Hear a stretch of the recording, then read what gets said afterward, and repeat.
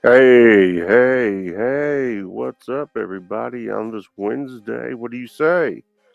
Happy to be here, happy to have you here, happy in general, believe it or not. Not to say that I'm not normally happy, but I'm exceptionally happy. Do I have a reason to be?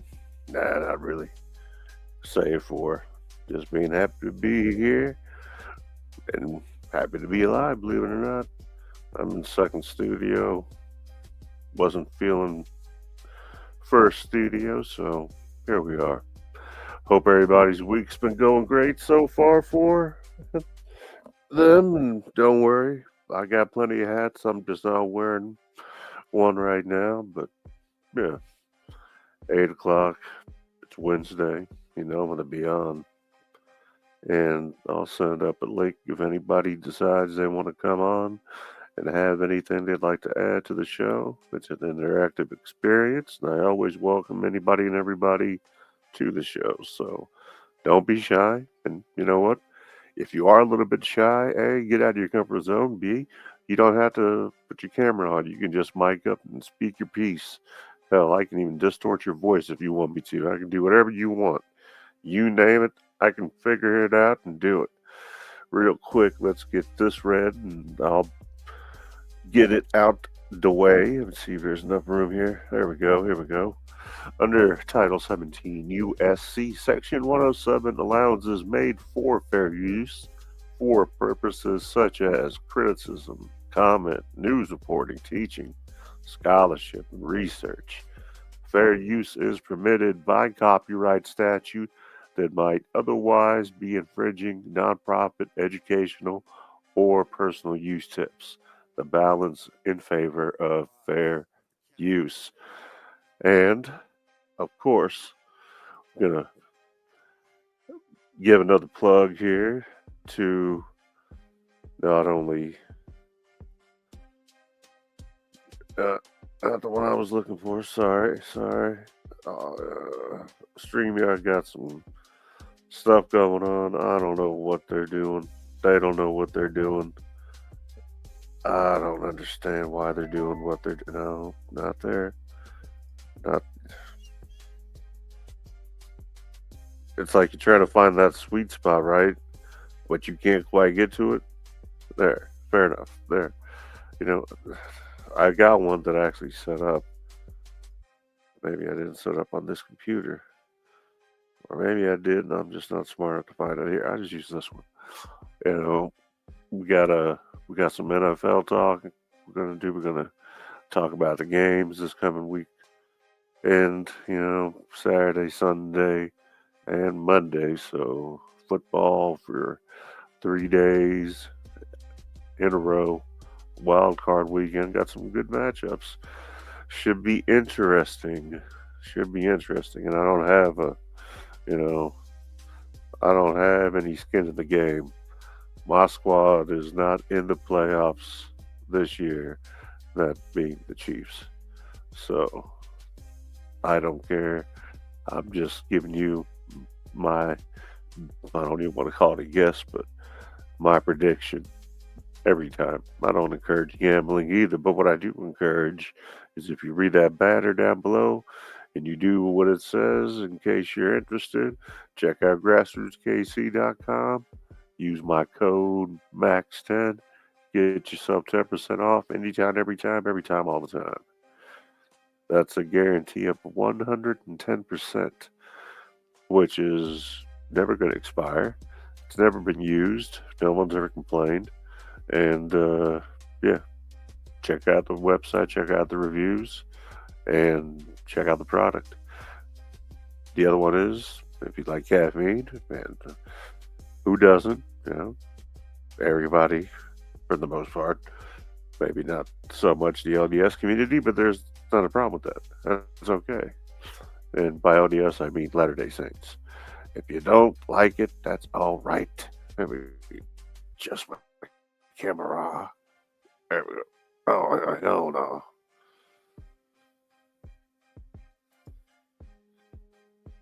There we go. It's always something.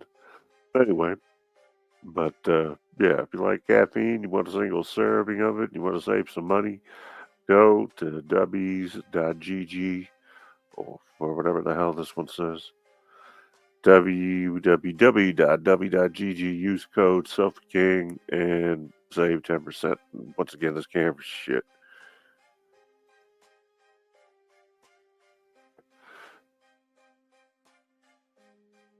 They fix the camera. Not the camera I'm trying to use.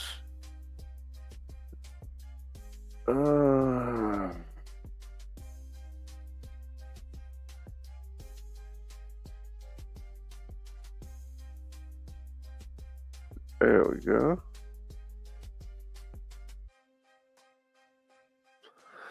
I am sorry. Very touchy. Or you know what? Maybe it's just time for a new camera. One of the two. Either way, www.w's.gg. Use code SOFAKING. SOFAKING. All one word. Save yourself a little bit of money there too. Save where you can in this economy that may or may not be getting any better depending on how you look at it, whether you're an optimist or if you're a pessimist or if you're just a realist like myself and understand what's going on is just madness, then you're good. We're all talking about the same thing. We'll get to that too. But before we do that, let me get to where I wanted to go. I do enjoy the Yahoo and the Yahoo interface when it comes to sports. And, you know, wherever you get your sports information, sports news from, it's really not going to matter a whole hell of a lot, to be honest with you. It's not like they're going to have a different set of playoff games. I'm just saying. But anyway, now this thing's giving me a hard time. Fix it.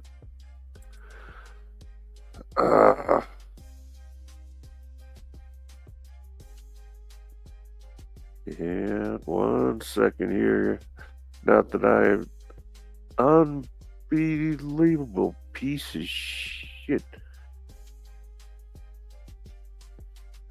Sorry once again about this whole camera nonsense.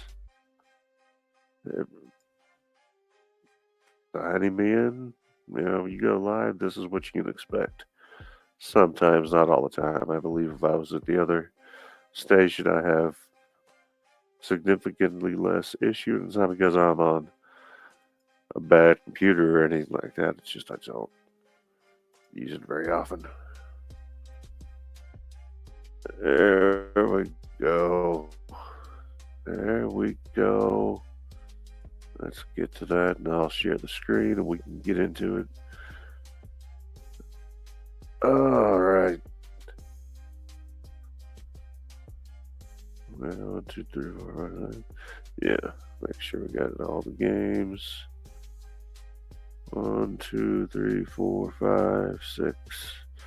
6 games, 12 teams. The other 2 teams being the conference champion or the highest seeded team have the week off, which would give us 14 teams and 7 games. But right now, like I said, we got 6 out of the 7 teams from each division playing, which is going to give us 6 games, 12 teams, and they start off things on Saturday. Nice. Watching a little bit of NFL on Saturday. Can't go wrong. So let's get that going here. I'll make my picks here. And then we'll talk about a little bit of NBA. Then we can talk about whatever else. Doesn't matter. And if anybody wants to come on, hit up those comments. Let me know. I'll send you a link. It's no problem. Getting used to writing in 2026. I hope you guys are too. It's not a difficult thing. It's just one of those deals. Make sure Wow.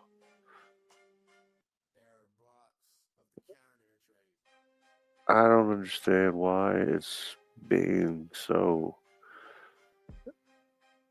Eh. Well, run it like this. That way, at least you guys get the most out of the screen.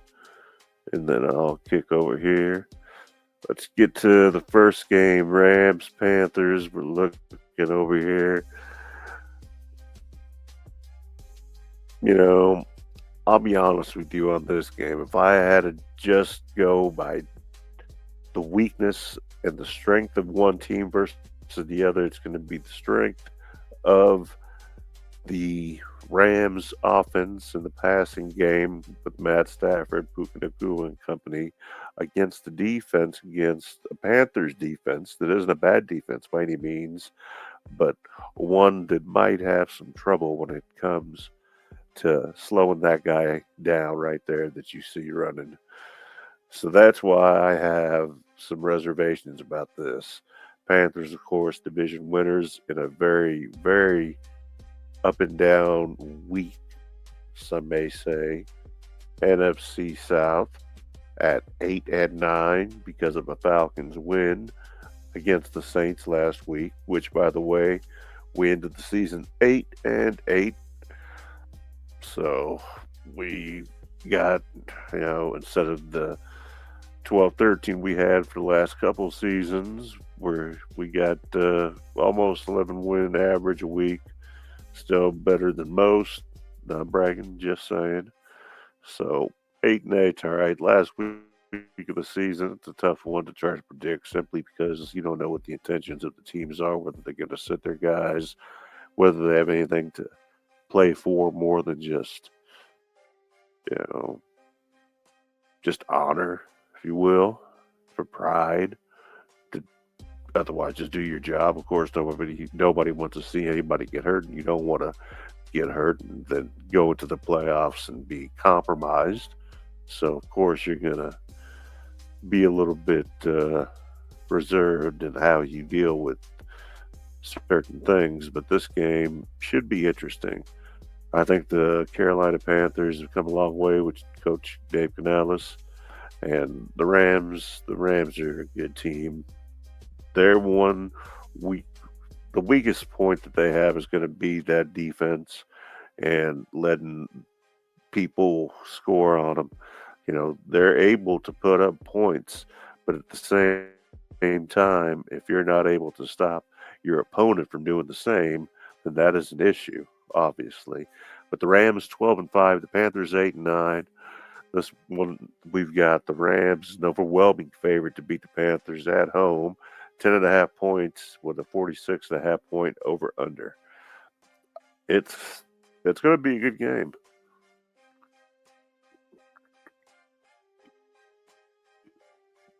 Excuse me. Take a drink. But when it comes down to it, and you look at it, what I like to look at is the teams' points allowed and points scored.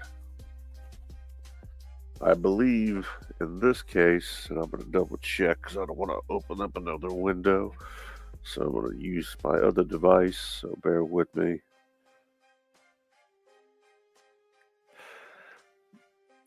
In the NFC,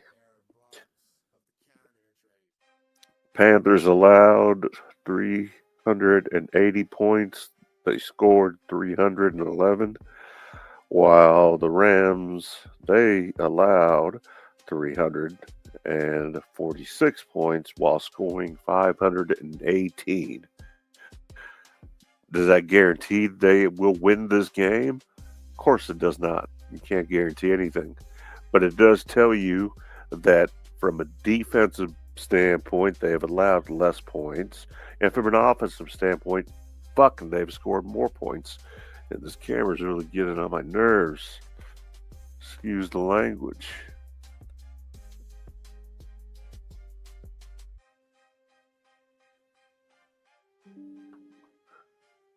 Fucking cameras. I'll be. Yeah, camera needs help. All right.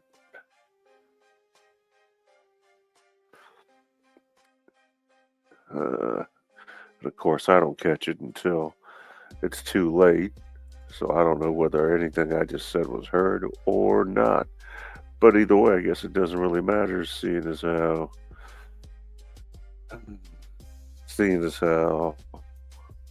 I have a reserve camera that by default will either A, put up the picture of me, or it'll just go to the other camera. Either way, I apologize.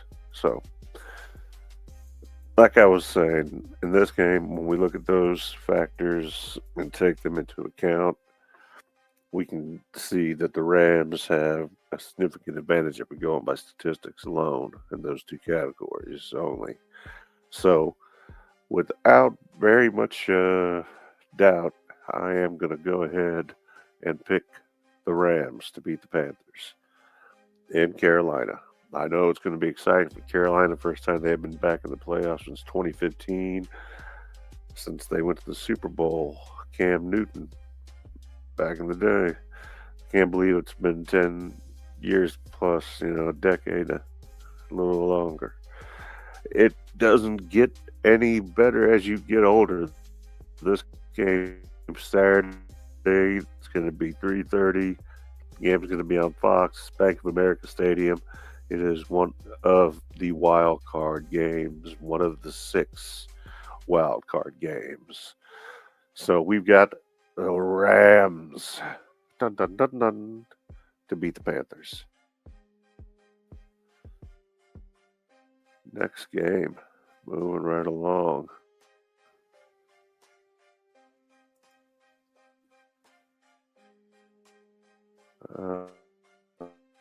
When a plan comes together. What a sometimes doesn't matter how badly you want something to work out, it just doesn't. I don't know if I had a chance to mention it before, but congratulations to Mendoza winning the Heisman.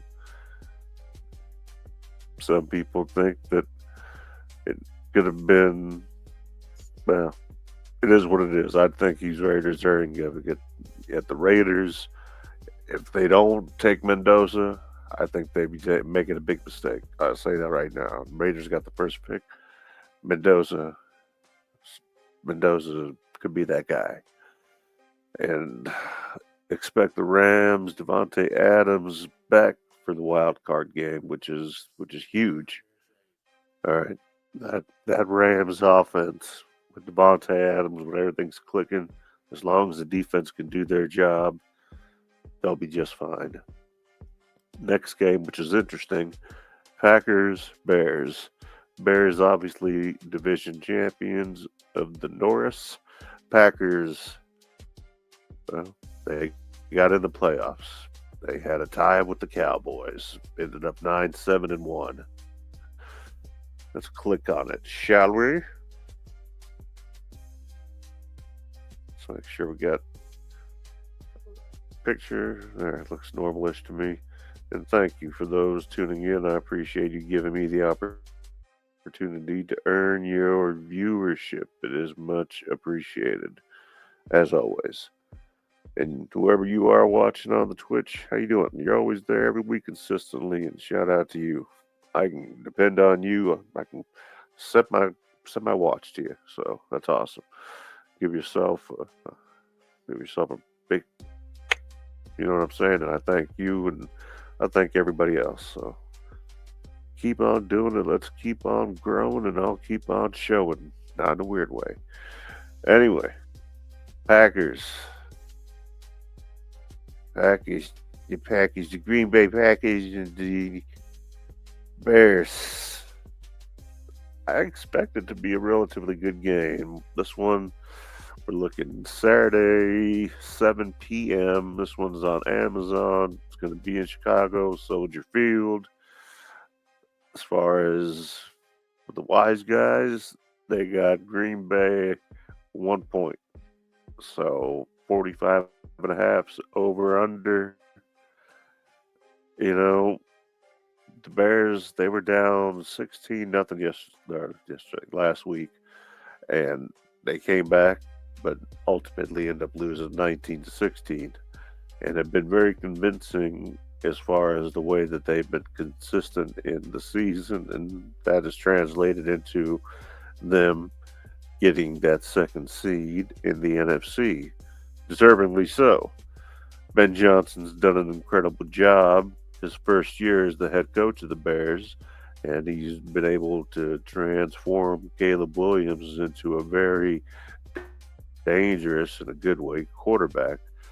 And then the Packers on the other end, 9-7-1, I would say have probably just as good, if not better, quarterback in Jordan Love, with the running game of Josh Jacobs, along with weapons at his disposal, along with a pretty solid defense. I like the Packers, but I also believe that Ben Johnson and the Chicago Bears are ready to take that step and potentially win this game, though they did not last week. And I think that regardless of whether they won or not, it wouldn't have meant that much because they wouldn't have placed any differently than where they did already because Seattle had won that division. And in their respective division, you're looking at the North and the Bears. They had a 3-game lead on them, you could say.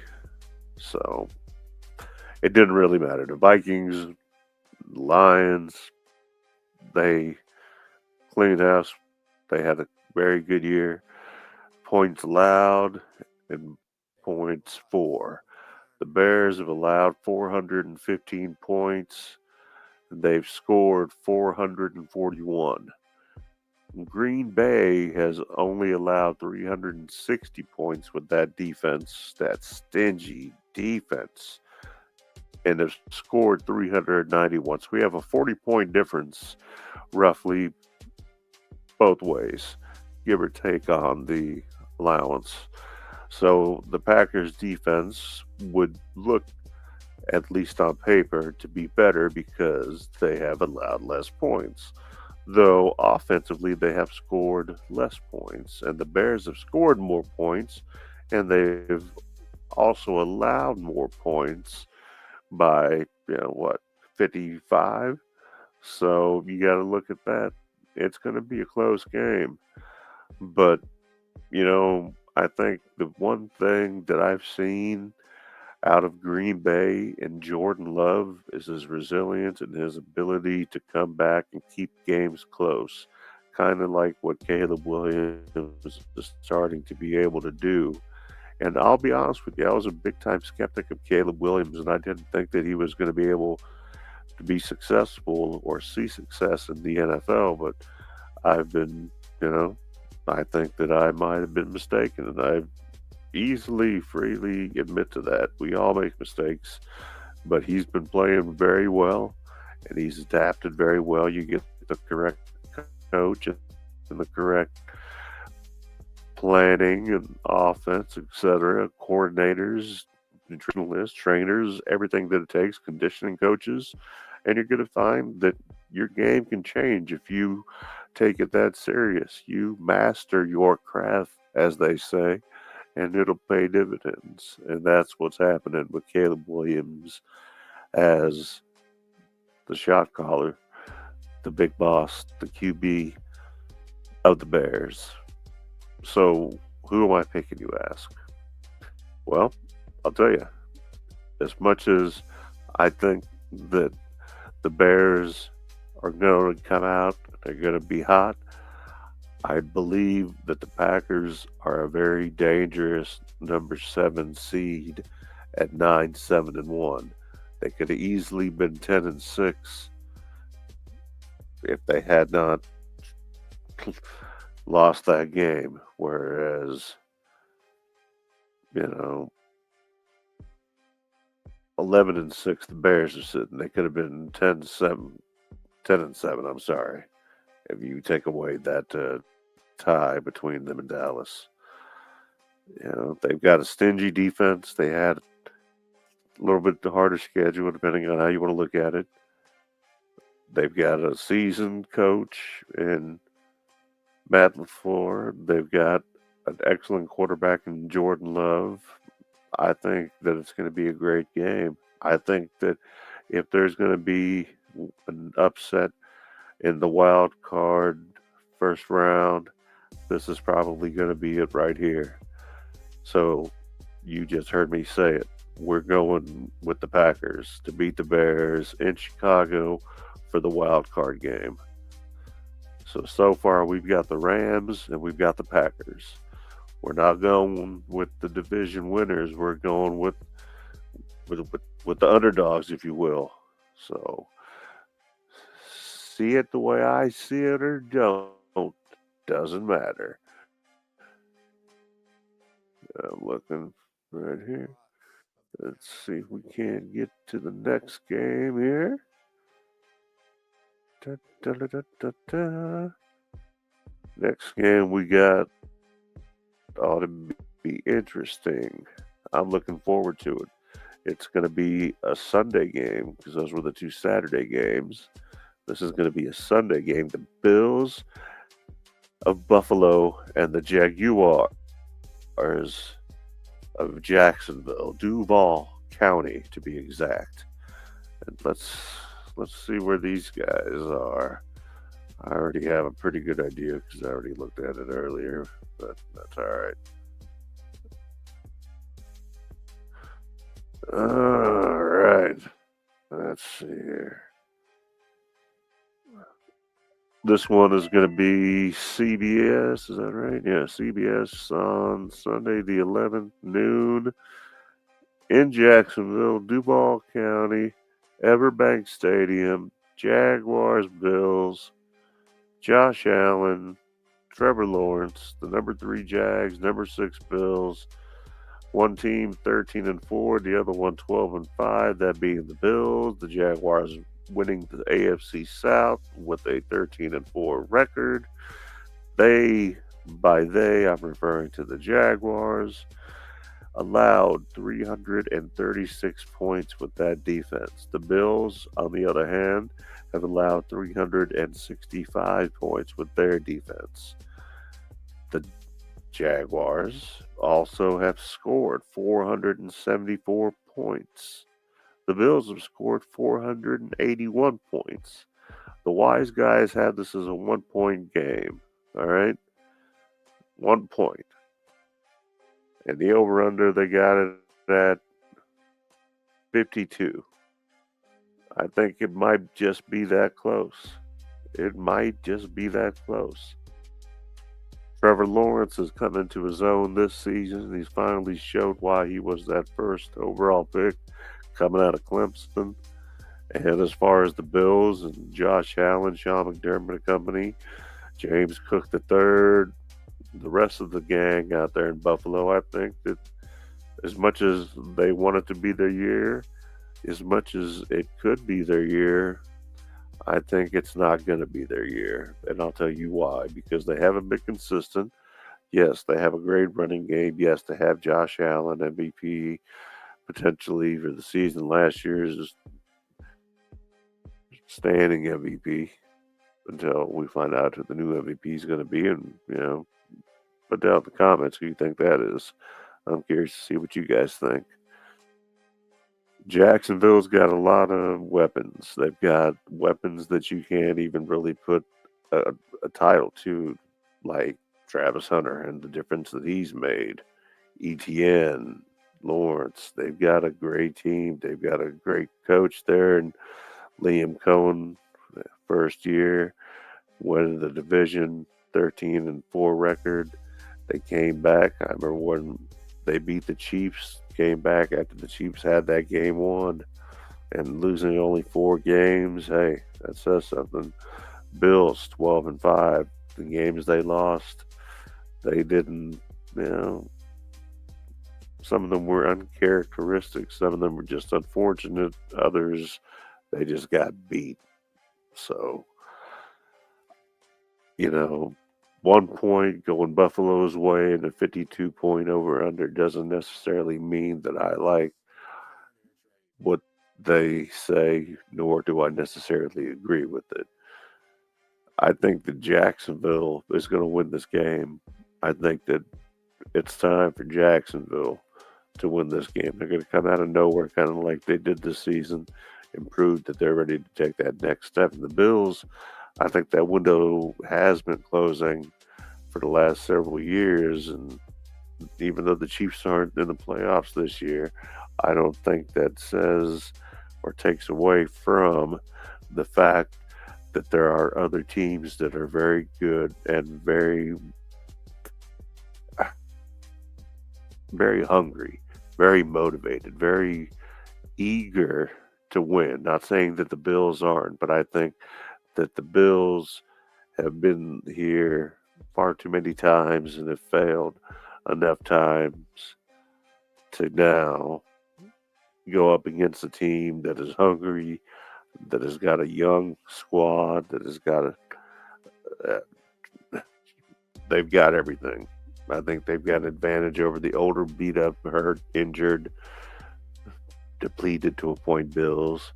Jacksonville is who I'm going with, the first division winner and the first top, number 3 seed that I'm going with this week with Jacksonville over the Bills in Duval County.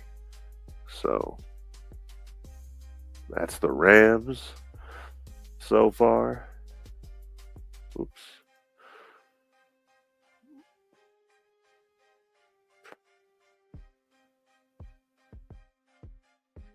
The Rams, the Packers, the Jaguars. And now let's go to this game, which is interesting. The Eagles and the Niners, where we have this one is going to be a 3:30 Sunday game on Fox. Philly's a 4.5 point favorite, and 44.5 is the over/under. Number 3 versus number 6. This is another one where I'm going to have to agree with the odds makers and the wise guys, and go ahead and go with the Eagles. And I think that it's it's not a matter of toughness. It's just a matter of not having everything that you need, every tool at your disposal in order to win this game. And I'm referring to San Francisco and them being shorthanded both offensively and defensively, and not being ready to take on the Eagles and beat them. I don't see that happening. I just don't see it happening. They weren't able to beat or even come close to looking competitive against the Seahawks, and they needed to going into the playoffs, especially. You needed to play your best football. Now you're going to leave it up to Brock Purdy, and you're going to leave it up to Christian McCaffrey, and then you're going to leave it up to that defense, which is hurting, which is shorthanded big time, going into Lincoln Financial Field against a team that is the defending champion, let me remind you, the Eagles, okay? And I'll tell you right now that what Nick Sirianni has been able to do with that Eagles team has been nothing short of amazing. Another division title for the Eagles, 11-6 is where they ended up. And the 49ers had a great record, 12-5, but they also had a much easier schedule, and things would look a lot different had they have everybody that they needed back healthy going into this game. I remember a few years ago when the Niners and the Eagles played, and Brock Purdy was injured in that game and ended up having, I believe it was shoulder surgery. So in this game, if we go by the numbers, bear with me.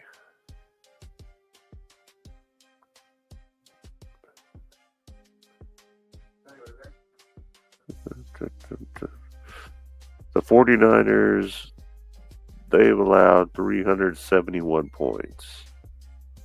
Now, the Eagles, they've allowed 325 points. That's nearly 50 points difference. Now, the Eagles have scored 379 points. The 49ers, they've scored 437 points. So it's a game of give or take with home field advantage and a division champion in the Eagles. What do you do? Who do you go with? What do you think? I know what I think. I know who I'm going with. And I tell you why. I remember what happened, and I know that the 49ers remember what happened when they went into Philadelphia last time and got beat up badly, horribly, some would say. So that's who we're going with. That's our pick. Another home team, the Eagles. And I don't think it'll be a 4.5 point game. I'll be honest with you. I see it being not that close of a game. I think the Eagles are a very seasoned team and they know how to win and they know where to win and they understand what's on the line here.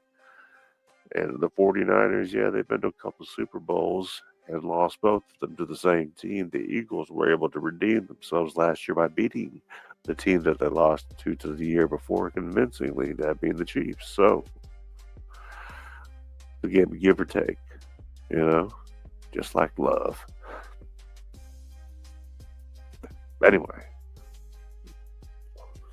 we're going with the Eagles. We're going with the Eagles. And of course, as always, everything will be posted in the comments, posts, community section on the YouTube. Feel free to leave your comments as always. And moving right along. So far we have the Rams, we have the Packers, we have the Jaguars, we have the Eagles, we have 2 games left. We have the Sunday night cap with the Chargers going to New England, Gillette Stadium, Foxborough, whatever you want to call it, to face Mike Vrabel and the 14-3 New England Patriots. This one is on NBC, 7 o'clock Sunday evening. The wise guys, the odds makers, they think it's a 3.5 point game going New England's way with a 46-point over-under. I think that it's not going to be that close. I think that New England has this game, and I think it comes down to the factors that mean the most and matter the most. I think it's because New England has not only a great quarterback in Drake May, which is probably the best quarterback I've ever seen that I can recall coming out of North Carolina.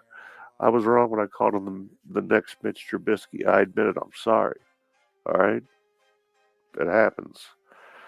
But I take back what I said about him, and I'm very familiar with the Chargers, and I know their weaknesses, and I know their strengths, and I don't believe that they're a bad team, but I don't believe they're good enough to beat New England in Foxborough or Gillette or whatever it's called anymore. I don't know what it's called. Quarterback-wise, of course, Justin Herbert's excellent. Yes, he has many weapons at his disposal, but what he doesn't have is that primal, type of instinct that Drake May seems to possess, like that. I don't want to call him a mensch necessarily yet, but I think that with Vrabel in there and May, that combination has been great. Mike Vrabel has shown that he's been able to work with young quarterbacks and help develop them, obviously. And I think that the same can be said with Jim Harbaugh and Justin Herbert, though he didn't develop Justin Herbert, he inherited Justin Herbert. So that's nothing against either coach nor quarterback. They're both great. But I don't always trust Harbaugh's decision making at times.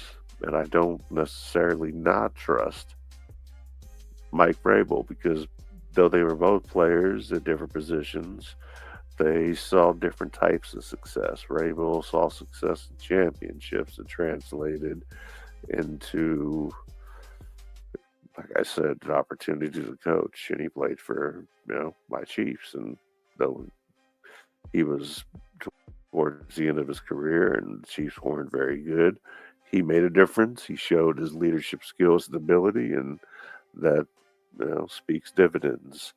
The Chargers ended up 11-6, second place in the NFC West, and New England ended up at 14-3, and they ended up the division champs and second place overall in the playoff in the AFC in that conference. So let's see what the numbers say. Dun, dun, dun, dun. Patriots, they have allowed a mere 320 points, whereas the Chargers, they've allowed 340 points. Yes, you heard me right. 320, 340. 20-point difference there. The Chargers have scored 368 points, whereas the Patriots have scored 490 points. So if I'm going by the statistics plus my gut feeling, I'm going to have to say that the Patriots are going to win this game, and they're going to do so decisively. And I think that them being in Gillette/Foxborough is going to make a huge difference in way of the outcome of this game. I think that it will be an interesting game, at least for a little bit, but ultimately I think that New England will win this game. So New England is who we're going with, which leaves one last game. Two teams. So far we have the Rams, the Packers, the Jags, the Eagles, the Patriots, and last but not least, the Monday night game, 7:15 ABC. This one's going to be at Acrisure Stadium in Pittsburgh. The Steelers, DK Metcalf should be back, I believe, if I'm not mistaken. The Texans with that stingy defense and a 12-5 record, a 10-7 record for the Steelers, who come in with that momentous win, that incredible, unbelievable game, and they were able to beat the Ravens, and they were able to advance. Houston's a 3-point favorite. The over-under is 39.5. Is that what I'm seeing? Or is that 30.5? That's old eyes. Looks like 39.5. It is. Houston, 5th seed. Pittsburgh, a 4th seed. Pittsburgh, the division champion, division winner. And let's look at the numbers. Pittsburgh allowed 387 points.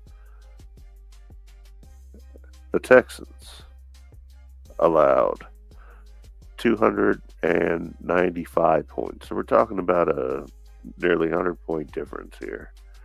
The Texans also scored 404 points, whereas the Steelers, they scored 397 points. So we're close there.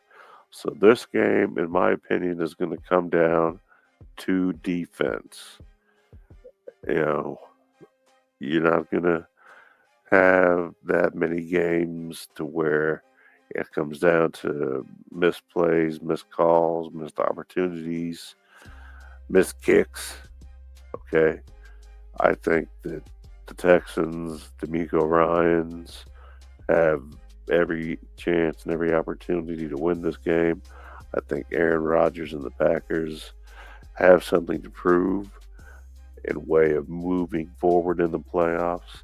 But if I go by the statistics, regardless of the terrible towels and the home field advantage and what their indoor team versus Pittsburgh outdoors, it's going to be a fun game.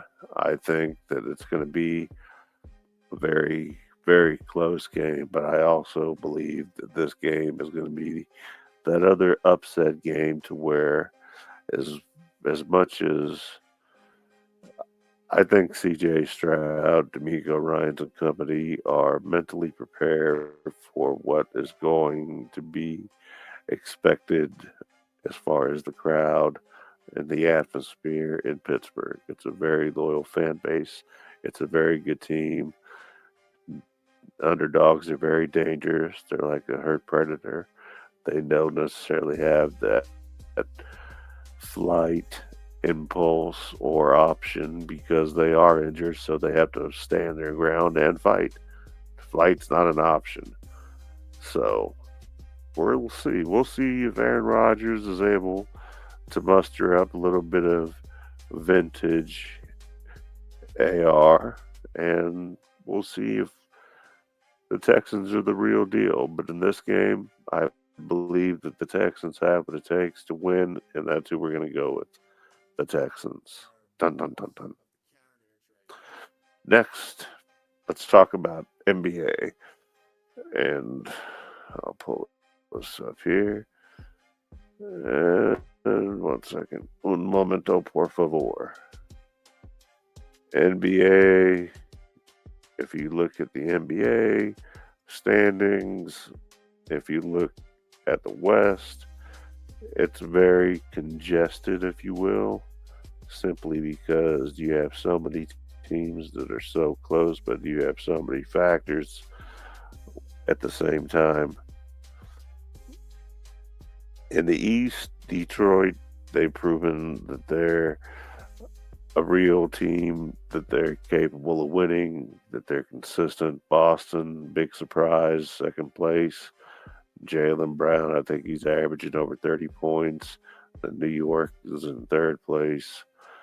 And those are the top three I know in the East and the West. It's a little bit more congested.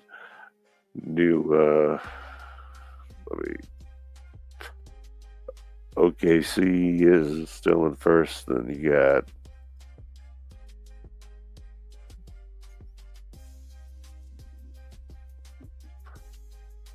why are you not letting me push? There you go.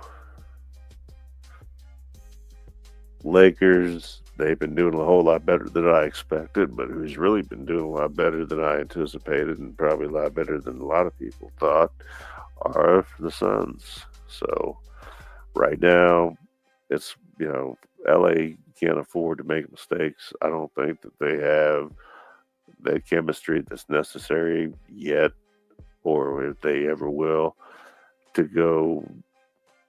Not saying that they won't make the playoffs. They may now make the playoffs. It's possible as long as they stay competitive and avoid injury and don't make mistakes and poor decisions when it comes to coaching. But they should be able to make a serious run, at least on paper, with what they have on their roster. But you need to have guys that can do both things, play offense and play defense. And, a guy like Marcus Smart, for example, is able to do that, whereas Luka, LeBron, not so much. They're not a strong defensive team. Yeah, they can score on you and they can have a good night, but that Western Division, it's close. Everything's real tight there. They can't afford any losses, to be honest with you, or very many, because San Antonio and Houston, they're the real deal. And like I said, you've got issues when you come down to it. And OKC is still probably the best team. Denver, Jokic being out for maybe 4 weeks, maybe more, however long it takes for him to be back healthy, you never know. But going into, like I said, you're nearly halfway through the season, a third of the way through, if you want to call it a little bit more. But we'll see what happens. Trade deadline, it's coming up here in February, so we'll see what happens people get moved around. I know Trey Young talk and other things have been sprinkled here and there. So we'll see what happens. We'll see what happens. But yeah, that's NBA. Hold on, let me get to my notes here and see if we have any comments. No comments, but we do have people watching. So as always, it means a lot. Thank you very much. Where was it? There was an option. All right. As far as the next thing I want to talk about, I watched Predator Badlands. I was able to purchase that. I'm big on the Predator / Alien franchise. I will be perfectly honest with you. It was a little bit disappointing. It was a little bit disappointing. And the reason it was disappointing was because I think that it ended up being Prey was such a good movie that it was a tough one to try to beat. It was so different, and then they came out with the animated version, Predators.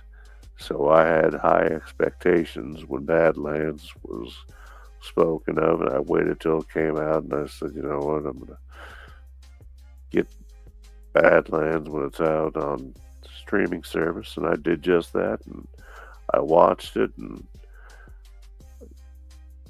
it just didn't meet my expectations.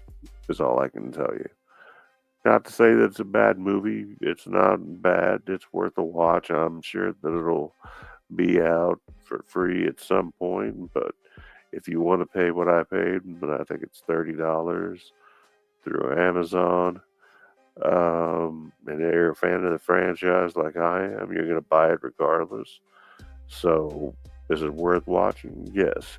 Is it interesting? Yes. Is it got a good story? For the most part, yes. Is it too simplistic in some points and very predictable? Yes.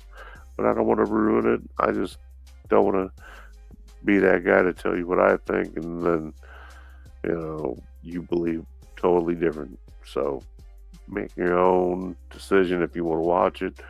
If you want to know more about it, I'll be more than happy to give you a more thorough review about it and let you know what I think and clip all that about the Predator. It's a new feature that StreamYard has. Clip everything about NFL and NBA. And next section we're going to talk about, and I'm getting a little bit of pushback on it, and that's okay. I want you to consider this as a U.S. citizen, and we're here and we're trying to make America great, make America first. When did we solve all of America's problems to where we can now go ahead and take away the sovereignty of another nation? Because if that happened to us, it wouldn't be okay, but it's okay if we do it to somebody else.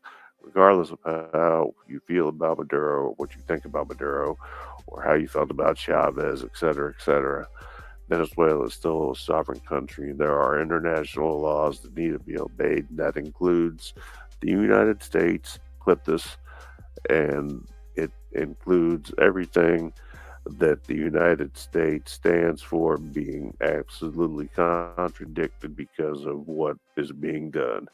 A unilateral decision made by President Trump to go ahead and have an operation to remove, kidnap, seize Maduro and his wife, and that's not the way things happen in international law. That is just not the way it is. And like I said, it's not about how you feel about Maduro, whether he's a good guy, bad guy, horrible dictator, just evil person, whatever. We don't do that. We should not do that because it sets a very dangerous precedent simply because what's to stop another country from doing the same thing? And then we can't be hypocrites and then say that, oh, well, we did it because it was a threat or because we believe that it's in the best interest of everybody, so that's why it was necessary. No, that's just being hypocritical, and it's a double standard and a dangerous precedent. So I've seen it in the past. It's not the first time over the last 50 years. I've seen it happen to the Marcos family and Menda. Uh, uh, shit. Imelda Marcos and her husband Noriega, Gaddafi, Hussein, you name it. There's been more than enough. I can go on, but there's no need to. What I'm saying is we can't be both hypocrite and we're not the world police. It's not our job. It's not our responsibility. It's not our duty. It's not what we stand for. If we want to believe in laws and rule of law, then we need to be able to stick by that and actually stand behind what we say. And that's what I believe. If you want to push back, I encourage you to leave a comment, and I appreciate it if you do. Like I said, it's not that I'm standing up for Maduro. It has nothing to do with that. It's the fact that you just don't have the authority. Nobody gave you permission, nor is Venezuela a threat to anybody more than to its people. If they have that big of an issue with their leaders and their leadership, then they need to do what every other country has done in the past, and that is stand up and make their own change the way they feel necessary without any interference from any other country and let it happen their way. Period. Don't let the U.S. sit here and dictate how it's done and then get involved.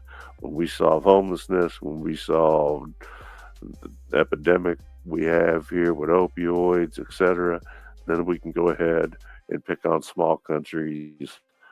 I don't see us going into China and taking Chinese leaders out. I don't see us going into North Korea and taking North Korean leaders out.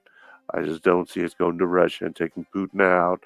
It's just not going to happen. But Venezuela, someplace like that, like we haven't done enough already in Ecuador, Guatemala, Honduras, Panama, you name it, Colombia, Peru, you name it, any Central American and South American country we've had our chances in and done a terrible job, and ultimately nothing good has come of it. And this is no different. We've overstepped legal international boundaries, and that's inexcusable, and it's just unacceptable altogether.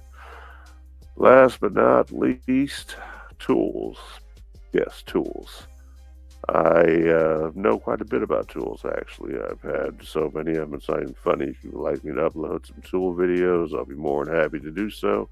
I'm also planning on doing so, as I've got I had a, even though I had a medically complicated Christmas, I had a great Christmas as well, and have some tool reviews we're going to do. I'll show you some tips and tricks, save you some time, save you some headache. I'm going to save you some money. I'll teach you things about tools and about what you should buy, what you shouldn't buy, what you ought to stay away from, and what is a good deal and what is not a good deal. What's worth it, what's not worth it, why something is better than the other thing, and the difference.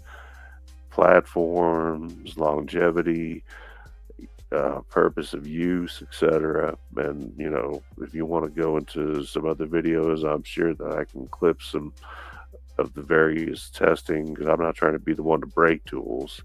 I'm just the one trying to show you how to properly use tools.